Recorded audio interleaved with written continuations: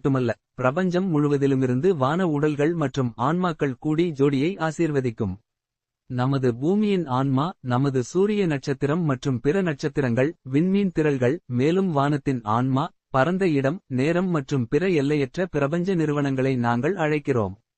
இந்த தனித்துவமான மற்றும் பிரம்மாண்டமான கொண்டாட்டம் விஷன் நீலகிரிஸ் 2050 இல் திட்டமிடப்பட்ட உலகளாவிய நல்லிணக்கத்தை பிரதிபலிக்கிறது.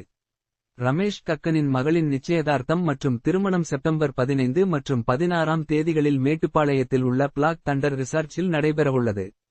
விஷன் நீலகிரிஸ் 2050 இன் இலட்சியங்கள்.